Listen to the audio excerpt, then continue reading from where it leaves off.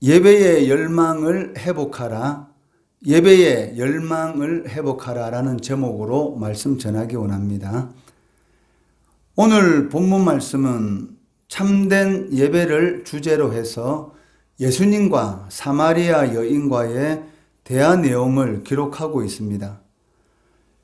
그런데 19절까지의 예수님과 사마리아 여인과의 대화 내용을 비교해 볼 때 갑자기 대화의 주제가 바뀌는 듯한 느낌을 받게 됩니다. 그러나 이것은 갑작스러운 것이 아니라 사마리아 여인이 예수님을 선지자로 생각한 까닭이었습니다. 즉, 예수님을 선지자로 생각한 사마리아 여인은 유대인과 사마리아인 사이에 예배의 장소에 관한 해묵은 문제를 해결해 주시도록 요청한 것입니다. 그리고 예수님께서는 이를 기회로 해서 그녀에게 영과 진리로 드리는 예배가 무엇인지를 교훈하고 계십니다. 20절에 보시면 사마리아 여인이 예배 장소의 문제로 예수님께 문의합니다. 이 질문은 그녀가 하나님께 나아가는 길을 발견하고자 하는 갈급한 마음의 상태를 잘 보여주는 것입니다. 20절에 보시면 우리 조상들은 이 산에서 예배하였는데 당신들의 말은 예배할 곳이 예루살렘에 있다 하더이다 라고 말을 하고 있습니다. 사마리아인들이 그리심산에서 예배를 드리게 된 것은 수룹바벨 성전 건축과 관련이 있는 역사적으로 꽤 오래된 일이었습니다. 바벨론이 고레스의 바사 제국에 의해 멸망하게 되고 고레스는 칙령을 내리게 되는데 포로로 잡혀온 민족들 중에 원하는 민족은 고국으로 돌아갈 수 있도록 하였습니다. 그때 서룹바벨이 많은 유대 백성들을 이끌고 예루살렘으로 돌아오게 됩니다. 그리고 돌아와서 처음으로 한 일이 예루살렘 성전을 재건하는 일이었습니다. 이때 사마리아에 살고 있던 사마리아인들도 성전을 재건하는 일에 참여하기를 요청하였는데 그 요청이 거절당함으로 인해서 유대인들과 사마리아인들의 갈등이 시작되었고 사마리아인들은 그 해결책으로 기원전 322년에 그리심산에 자신들의 성전을 세우게 되는 것이죠. 이후 약 200여 년간 예루살렘 성전과 그리심산의 성전이 같이 존속하게 됩니다. 그러다가 기원전 129년에 하스모니안 왕조의 힐가누스에 의해서 그리심산 성전이 파괴되고 그 모습이 사라지게 되었던 것이죠. 그렇지만 사마리아인들은 축복의 산이 그리심산이다라고 믿고 있었기 때문에 그곳을 여전히 기도의 처소로 사용하고 있었던 것입니다. 그래서 사마리아 여인은 하나님께로 나아가려면 어디에서 예배를 드리는 것이 옳은가에 대한 질문을 예수님에게 하게 되었던 것이죠. 이 여인은 부끄러운 과거를 지니고 있었고 유대인들이 개만도 못하게 취급하는 사마리아 출신입니다. 그런데 이러한 자신에게 하나님께서 선지자를 보내주셨다 라는 것을 깨닫게 되고 하나님의 사랑이 자신에게 부어진 것, 그로 인해서 하나님을 예배하고 싶은 열망에 사로잡히게 되는 것을 볼 수가 있다는 것이죠. 그를 통해 이와 같은 질문을 하게 된 것입니다. 여러분들도 아마 경험이 있으시겠지만 자신의 마음에 하나님의 사랑과 용서를 느끼게 될 때 제일 먼저 하고 싶었던 것이 무엇이냐면 하나님께 예배드리고 싶은 열망입니다.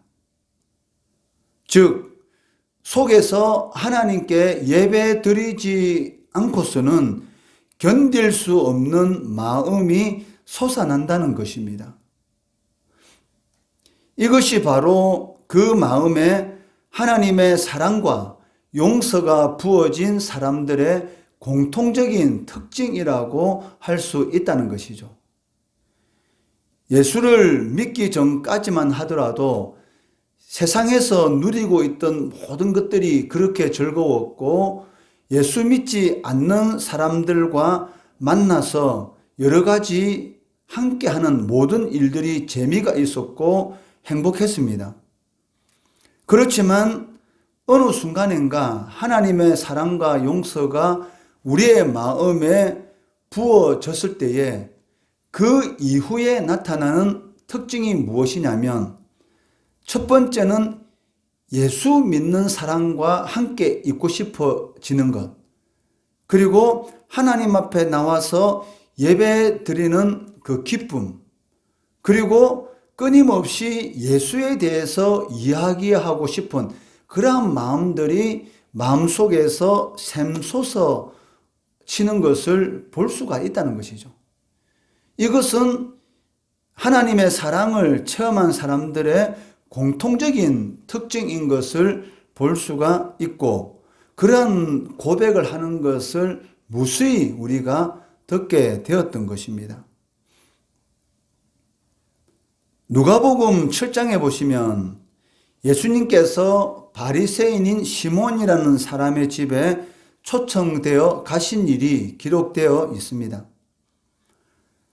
그런데 예수님께 대한 시몬의 태도는 그렇게 사무적이고 예수님에 대한 탐색적인 그런 모습을 보이고 있습니다.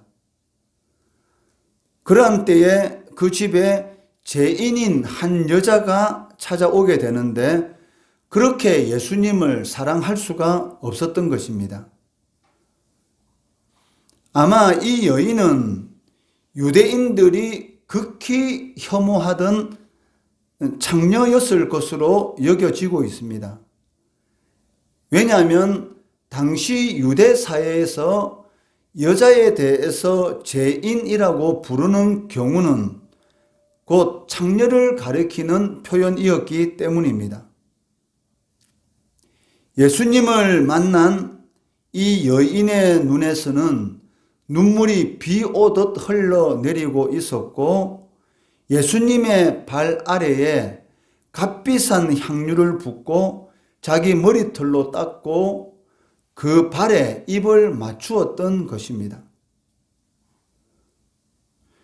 그런데 이 죄 많은 여인과 바리새인인 시몬이 보여준 태도, 즉 시몬은 예수님이 집에 오셨을 때에 발 씻을 물도 주지 않았고 입도 맞추지 않았고 감람유조차도 붓지 않았습니다. 이러한 태도의 차이가 어디에서 왔을까? 이에 대해서 예수님께서는 제 용서받음에 많고 적음 차이 때문이다라고 말씀하고 있다는 것입니다. 누가복음 7장 47절에 보시면 이러므로 내가 네게 말하노니 그의 많은 죄가 사하여 줬도다. 이는 그의 사랑함이 많음이라. 사함을 받은 일이 적은 자는 적게 사랑하느니라 라고 말씀하고 계시다는 것입니다. 사마리아 여인은 이 여인은 예수님의 죄 용서함을 통해 하나님의 사랑이 마음에 심기워졌던 것입니다. 이로 인해서 하나님을 경배하지 않고는 참을 수가 없었던 것이죠. 그러나 시몬은 하나님의 사랑과 용서의 체험이 없었던 것입니다.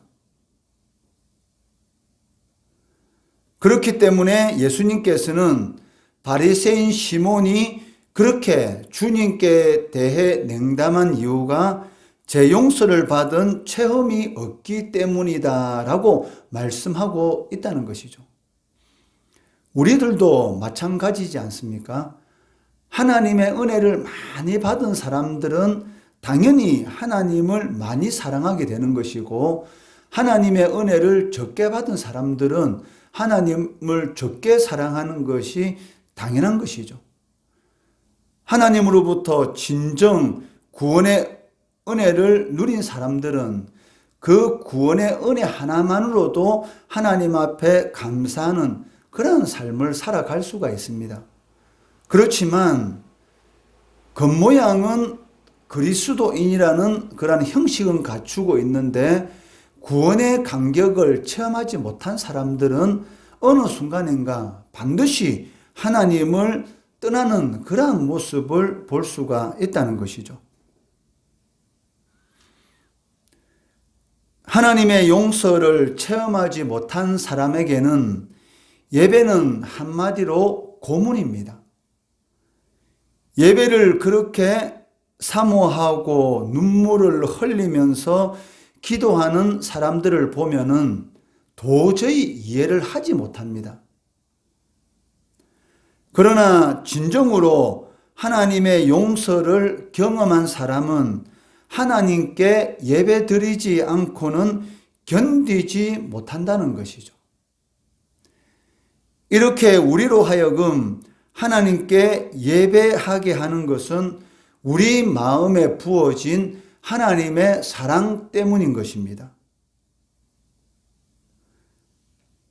그렇기 때문에 하나님의 사랑이 부어진 사람은 아무리 어려운 환경에 처한다 할지라도 하나님 앞에 나와서 드리는 이 예배를 포기할 수가 없다는 것이죠. 지금까지 기독교 역사를 보더라도 로마 시대 때 로마 황제 숭배로부터 시작해서 많은 우상 숭배를 해야만 하는 그러한 상황 가운데 기독교인들이 처해졌던 그러한 많은 일들이 있었습니다. 그러한 상황 가운데 있었지만 그러한 상황 가운데서도 우상 숭배를 하지 않고 오직 그리스도만이 주시다라는 그런 고백을 하면서 하나님 앞에 예배를 드려왔습니다. 그러한 신자들의 모습 가운데 지금까지 기독교가 존속되어 올 수가 있었고 하나님이 살아계심을 증거할 수 있었던 것이죠. 형편을 보면 도저히 예배 드릴 수 없는 상황입니다. 그렇다 할지라도 그때마다 하나님께 기도하고 하나님이 주시는 그 지혜를 통해서 하나님 앞에 모여서 예배를 드렸던 것이죠. 로마 시대 같은 경우 황제 앞에 숭배를 하지 않으면은 도저히 살아갈 수 없는 그런 상황 가운데서도 이 사람이 그리스도인인가 아닌가를 이 물고기 모양의 익투스, 이 물고기 모양을 통해서 서로 그리스도인이라는 것을 확인하고 비밀 장소에 모여서 함께 예배를 드렸고, 심지어는 카타콤이라는 이 지하 이런 감옥 그 속에 들어가서 숨어서 예배를 드리는 그러한 일들도 나타나는 것을 볼 수가 있다는 것이죠.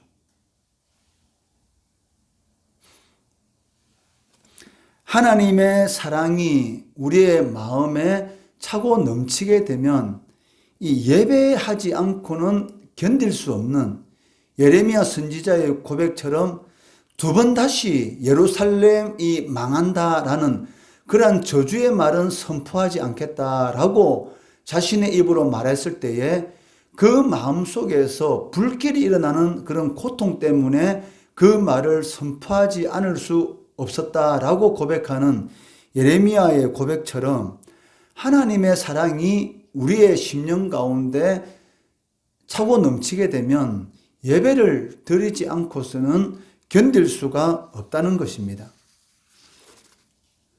그리하여 그 사람의 입에서는 가장 귀한 사랑의 고백이 나오는 것이죠. 그게 무엇입니까? 베드로의 고백을 빌리게 되면 주는 그리스도시고 살아계신 하나님의 아들이십니다 라는 그런 고백을 하게 되는 것이고, 또 예배에 나와서 할 수 있는 우리의 고백이 무엇입니까? 나의 나된 것은 오직 하나님의 은혜로다 라는 그런 고백을 할 수밖에 없다는 것입니다.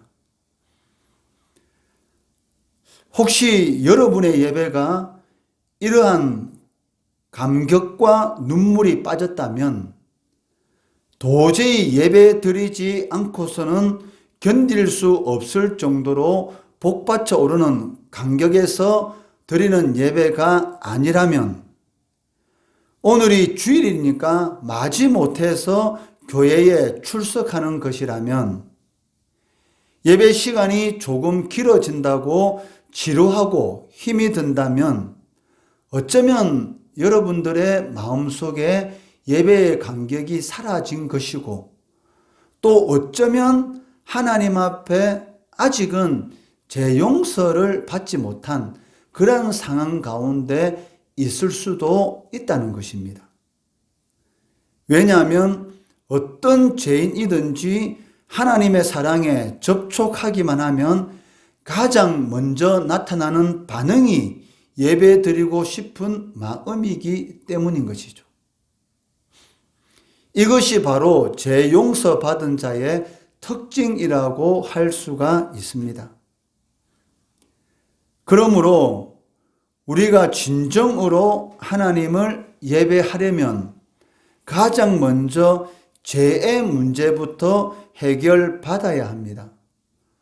만약 죄 용서함에 체험 없이 드리는 예배가 있다면 그 예배는 하나님과는 상관없는 예배일 것입니다. 수십 번 드리지만 거기에는 감격이 없고 또한 거기에는 눈물과 감사가 없다는 것입니다. 시편 51편 17절 말씀을 보시면 하나님께서 구하시는 제사는 상한 심령이라.